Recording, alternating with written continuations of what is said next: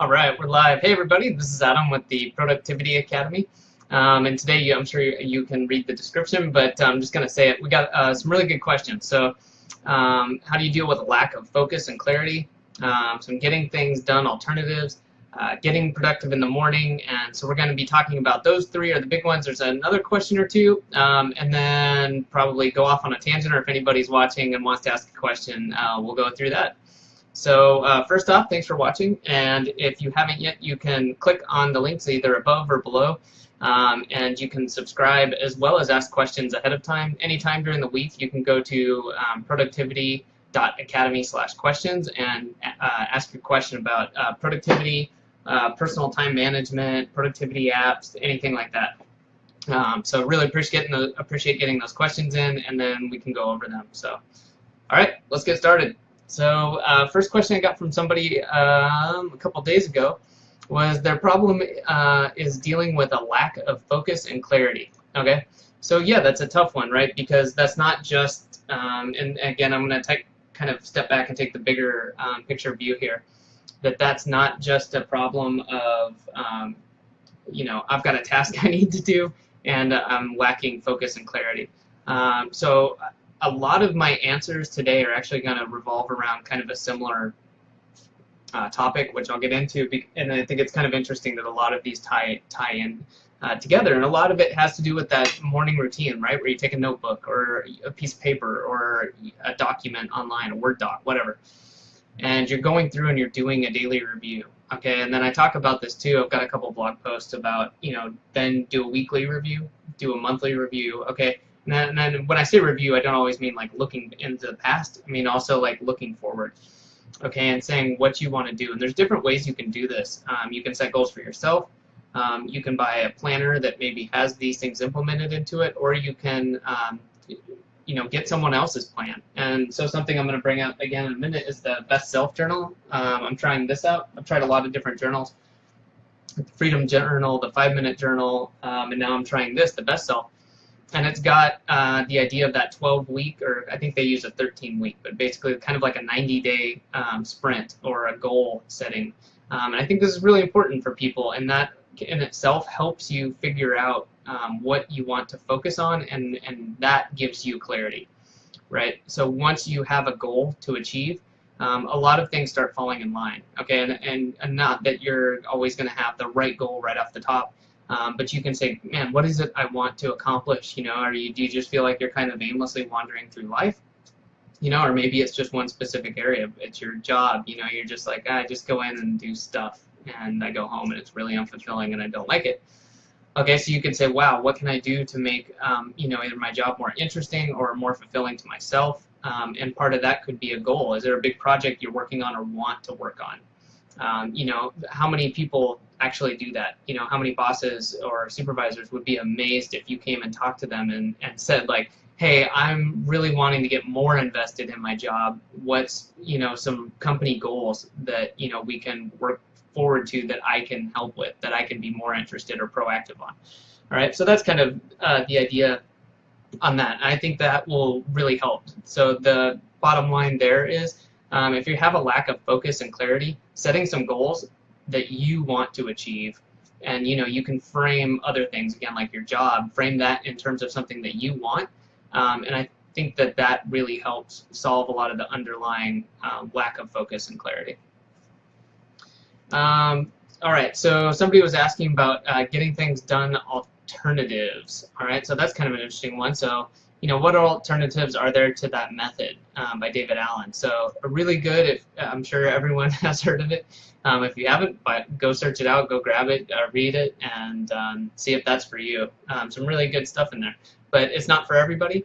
I've gone through a lot of it and looked at it, and like any process, it's identifying what's important to you, taking that, making it part of your system, and then going from there. But as far as alternatives, I think again, it's more important that you find your own, and that starts with using someone else's, right? So if the GTD isn't what's going to do it for you, start looking around. But first, identify what's your goal. Again, what do you want to do? Do you want to be more productive, like that's not, again, a thing. It's what do you want to do? So, I want to have an organization system so that all of my notes are organized and tagged and I can find them quickly. And all work-related projects are organized, by some sort of metric or whatever. And I'm able to keep track of receipts and all home items. Okay, I'm just making this up. But giving that first, like what is it you really want to do, will then help you decide, well, this is then the steps I need to take to get there. And maybe it's, okay, I need a to-do list. I need to have always a notebook on me or my phone, some that ties in. And I need to do a daily review so that I tie all of this together and I have no loose ends. So I think that's the starting point for that. And then because there's no one system that like, well, if getting things done didn't work for you, then this system is 100% going to work, right? So I think that's a good start. And then if you need specifics, on that, that's kind of an interesting one. Like, what is it that isn't working with the GTD method, and then how can you fix that? And those are some interesting questions. So if you had those questions, I'll be happy to talk about that.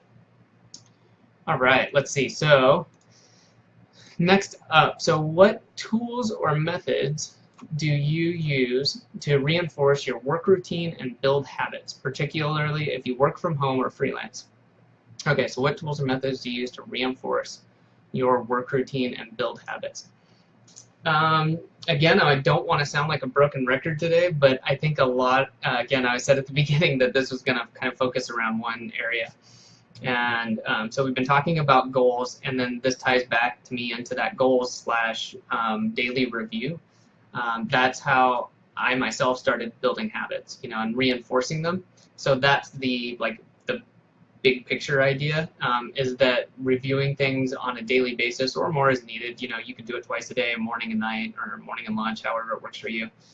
And then pulling back and saying, okay, I also do that on a weekly level, and I also do that on a monthly level. I'm not gonna lie, there's times where I just kind of like breeze through it, but it's getting getting the habit there, and every time getting better about it. So like on the daily level now, I'm really good about it. I don't blow it off. I don't just cruise through it.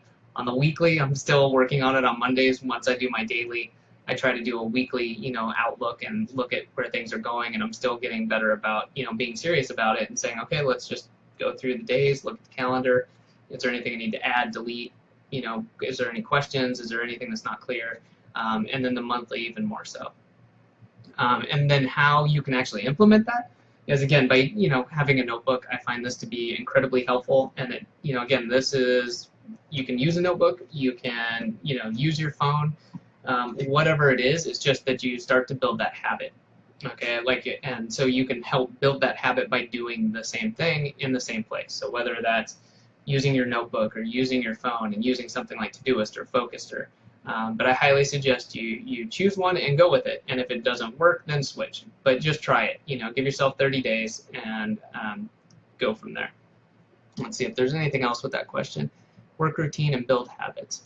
Yeah, I think that's good. Again, you can check out the Best Self Journal. I'm going to do a little bit of a video on this. I've been very impressed so far.